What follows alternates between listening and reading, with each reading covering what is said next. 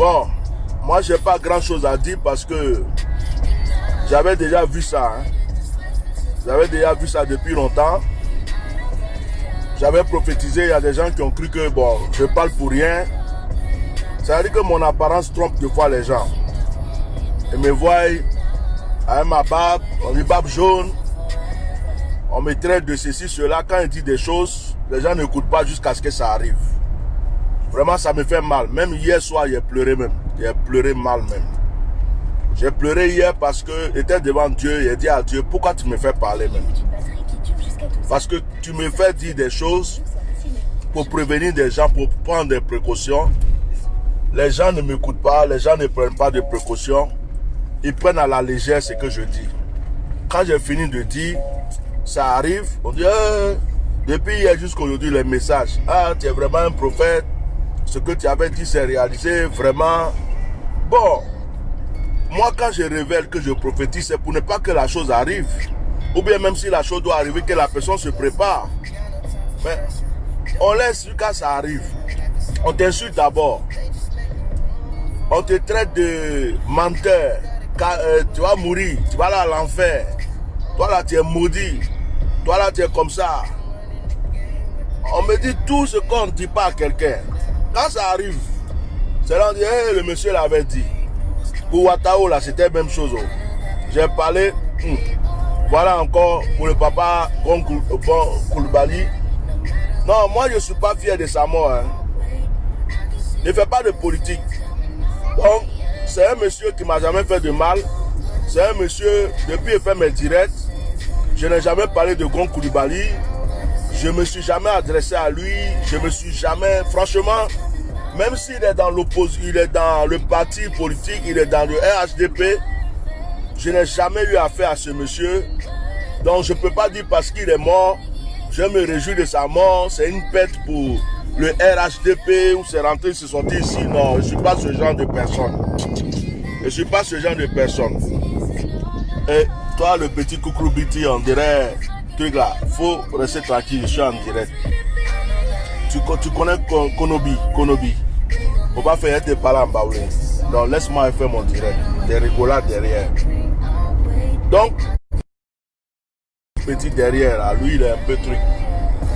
Voilà. Donc voilà ce qui se passe. Je vais faire ce direct parce que je voulais parler. J'avais déjà dit des choses. Et je vais toucher 2 points de ce que j'avais dit avant. Et mon direct là, je veux qu'il soit court même. Je ne veux pas qu'il soit long. Ça ne sert à rien qu'il soit long. Lorsque le président Alassane Ouattara a annoncé qu'il quittait la présidence et qu'il allait laisser les jeunes être à sa place, j'ai fait un direct. J'ai dit, moi, Bishop Melchisedek, Atia Domal, j'ai reçu que le monsieur là n'a pas quitté le pouvoir. C'est une stratégie que monsieur Alassane a trouvée. Comme il y a trop de pression, pour se mettre de côté et puis laisser quelqu'un à sa place. Mais c'était lui-même Alassane qui allait diriger le pays. Donc monsieur Alassane a cherché parmi tous les gens qui sont proches de lui la seule personne de confiance sur qui il pouvait se baser pour continuer à gérer le pays, pour continuer à diriger le pays. C'est qui? C'était malheureusement M. Gon Koulibaly. Mais quelle était sa stratégie? Parce que M. Alassane Ouattara savait que M. Gon Koulibaly n'était pas en bonne santé. Il savait que de toute façon, même si M. Gon Koulibaly a été élu président, il n'allait pas faire 2 ans, 3 ans, 4 ans, 5 ans. Il savait que de toute façon, monsieur... Princesse, il y a quoi derrière? Que monsieur Gon Koulibaly était faible. Il le savait. Pourquoi il n'a pas choisi Ahmed Bakayoko? Pourquoi il n'a pas choisi une autre personne, un jeune? Il sait pourquoi il a choisi Gon Koulibaly.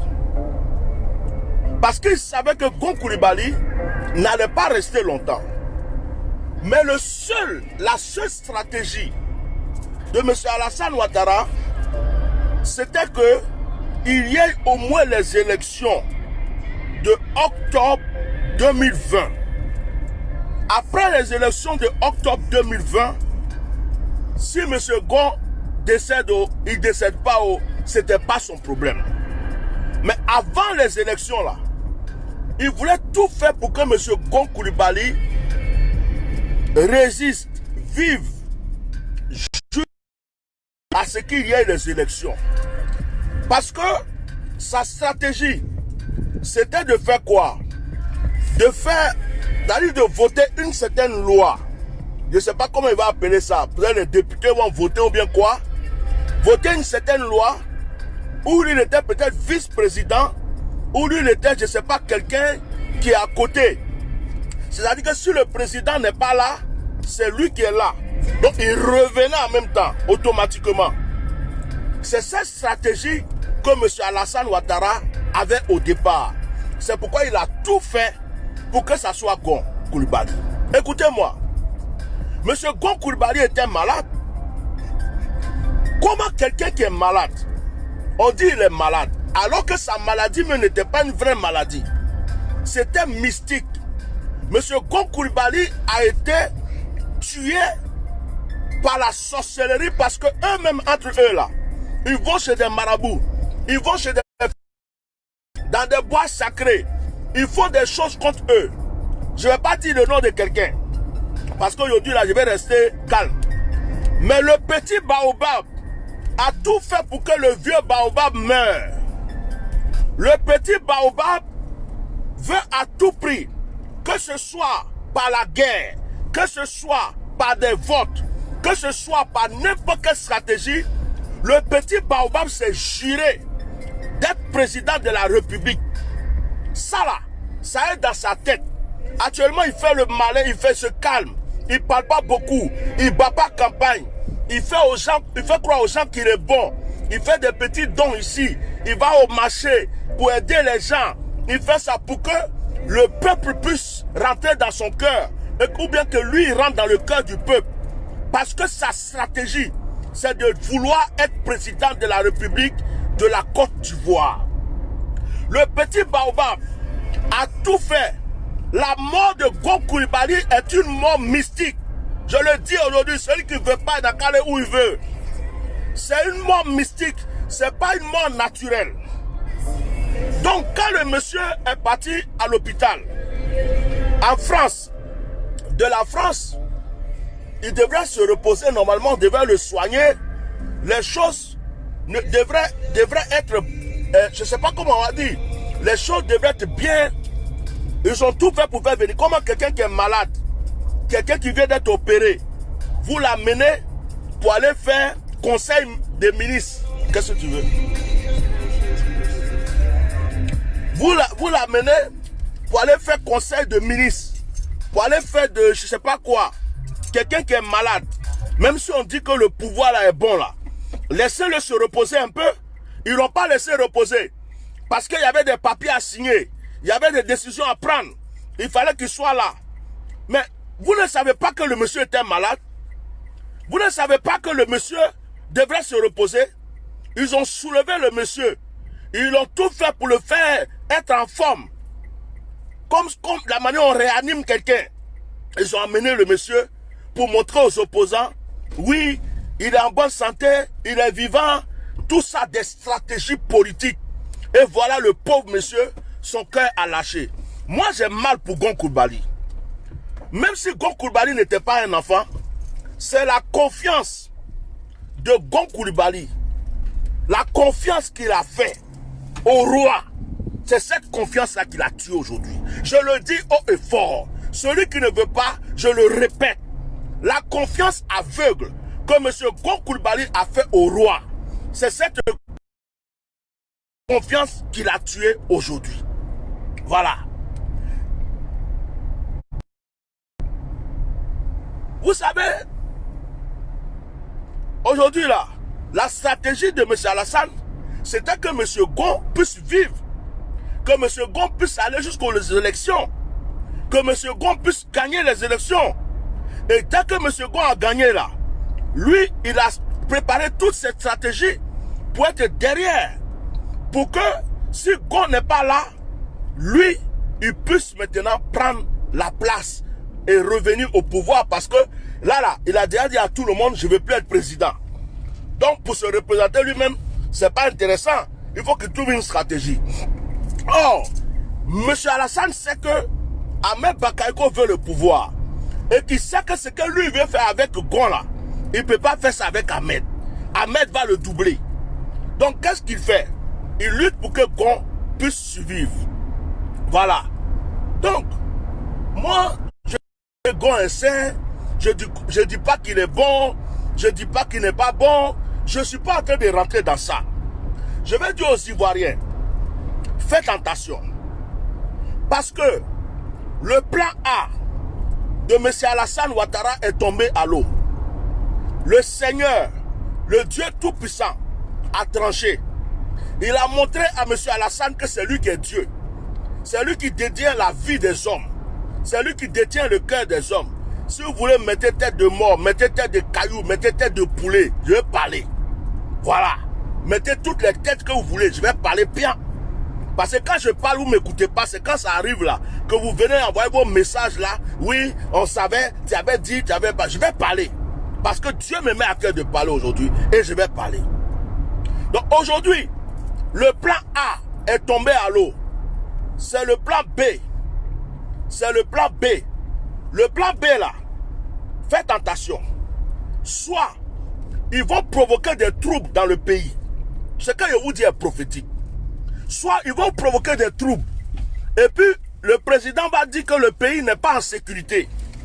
Il va dire que à cause de la mort du premier ministre, il y a de ceci, il y a de cela, le pays n'est pas en sécurité. Et puis il va vouloir dire bon, on n'a qu'à prolonger les élections. De toute façon, je reste encore au pouvoir pendant un moment parce que le pays n'est pas en sécurité et que pour le moment, on ne peut pas faire élection. Ça, c'est le premier point. Deuxième point, il risque de trouver une autre stratégie pour dire, bon, puisque c'est comme ça, le RHDP n'a pas de candidat sûr, donc moi-même, je vais me représenter. Il va vouloir se représenter. Mais en conclusion, que tu veuilles ou pas, M. Alassane n'a pas encore lâché le pouvoir. Il est là et il veut être président. Il veut aller jusqu'au bout. Il veut être président. Ça, je vous le dis aujourd'hui. Je vous le dis demain. Je vous le dis après-demain. Je vous le redirai. C'est lui qui est là. Il cherche la personne qui va être comme un mouton. La personne qui va être comme un cabri. Qui va être comme un poulet. Et que lui, il peut gérer. Et que lui, il est derrière. C'est lui qui prend les décisions. C'est lui qui fait tout. On voit quelqu'un, on dit voici le président. Mais ce n'est pas le vrai président. Le vrai président reste M. Alassane Ouattara. Voilà sa stratégie. Je suis désolé pour la mort de M. Gon. Ce n'était pas mon ami, ni mon camarade, ni mon papa. Il ne m'a jamais fait du mal aussi. Je ne parlerai pas contre lui. Je ne suis pas venu faire direct pour parler contre lui. Je ne me réjouis pas de sa mort. S'il était mauvais ou n'est pas mauvais.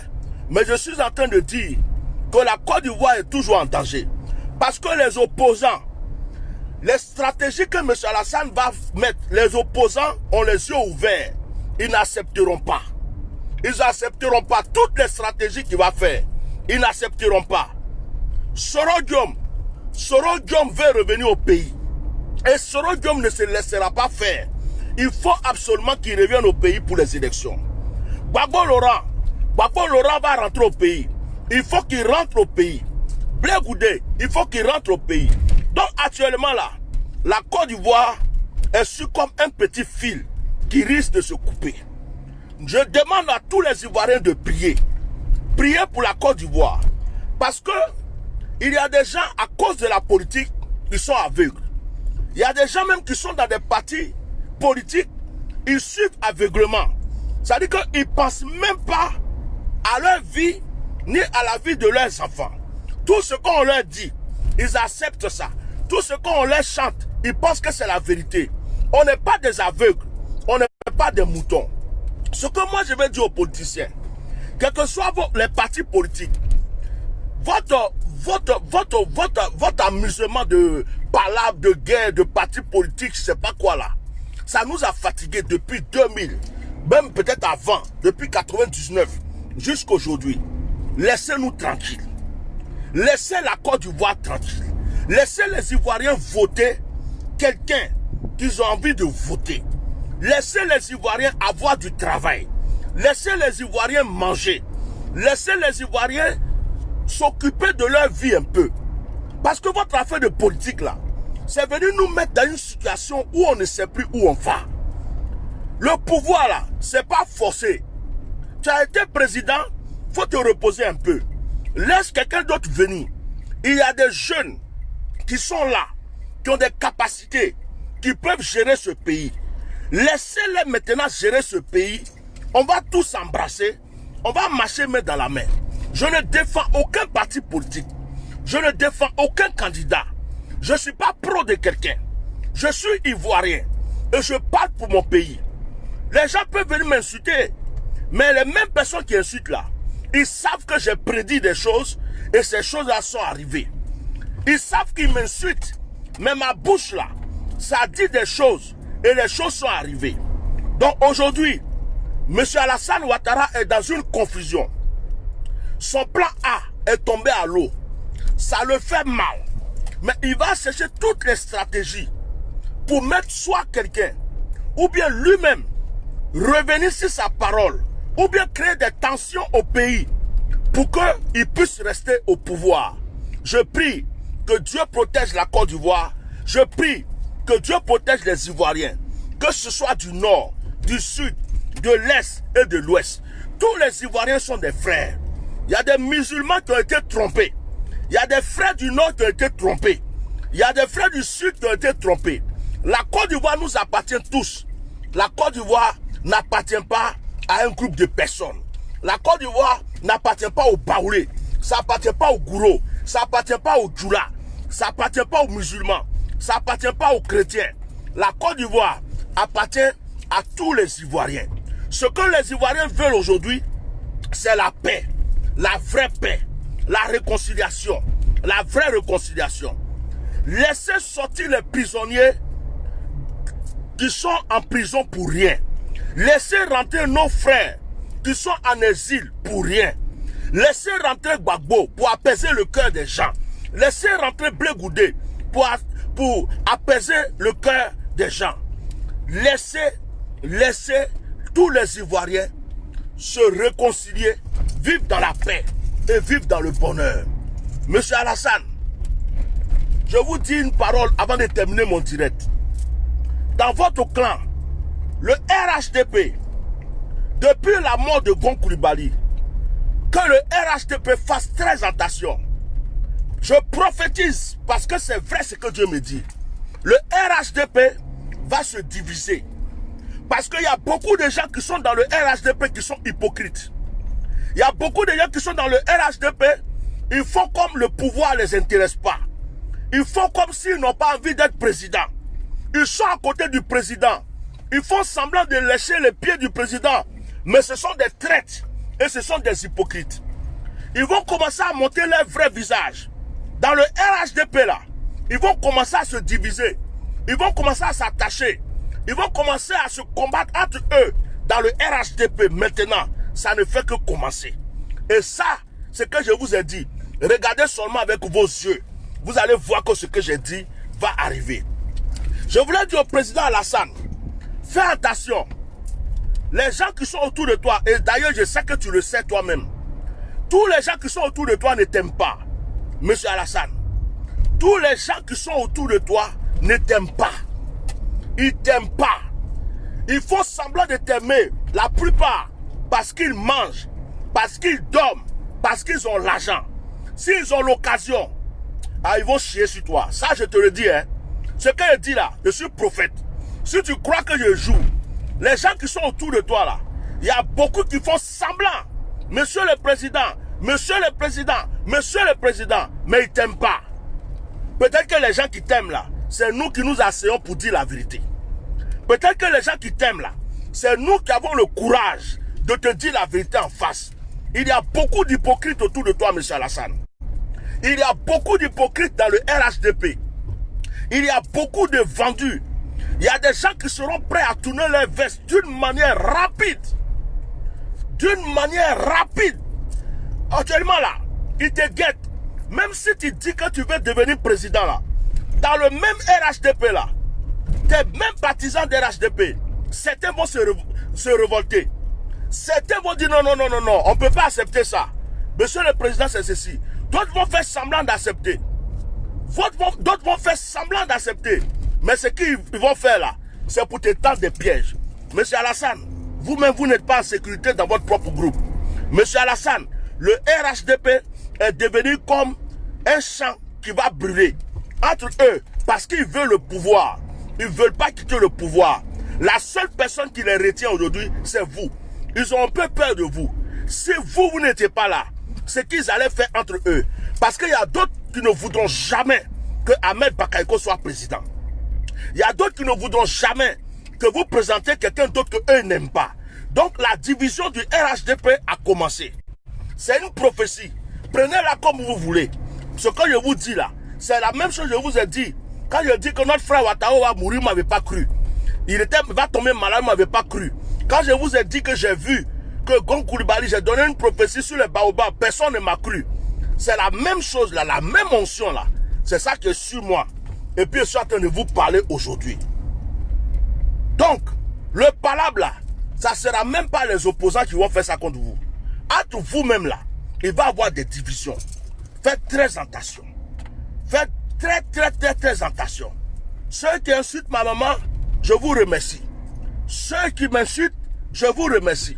Ceux qui mettent des têtes de mort, je vous remercie. Mais je suis fier d'être ivoirien. Et je suis fier d'avoir une bouche qui dit la vérité. Je suis fier d'être capable de dire la vérité pendant que les gens sont hypocrites, pendant que les gens mentent, pendant que les gens voient la vérité et ils font comme s'ils ne voient pas. Moi, je mourrai un jour, mais je mourrai dans la vérité. Donc vous insultez, vos insultes, ça ne m'empêche pas de manger, ça ne m'empêche pas de vivre, ça ne m'empêche pas d'avancer. Quand tu insultes ma maman, alors que toi, ta maman est en train de souffrir au village, ça c'est ton problème. La mienne est déjà enterrée. Donc ça, c'est pas mon problème ça. Tu peux insulter, tu peux dire ce que tu veux, mais je dis, prions pour la Côte d'Ivoire. Parce qu'il y a des gens qui ont le pouvoir à main et qui ne veulent plus partir. Même Alassane, il n'est pas en sécurité dans son propre camp. J'ai fini de parler. Que Dieu vous bénisse. Celui qui veut, il écoute. Celui qui veut, il n'écoute pas. Celui qui veut, il insulte. Celui qui veut, il n'insulte pas. Ce que j'avais à dire là, je pense que j'ai tout dit. Je n'ai plus rien à rajouter. Que Dieu bénisse la Côte d'Ivoire. Que Dieu protège la Côte d'Ivoire. Merci beaucoup. Au revoir.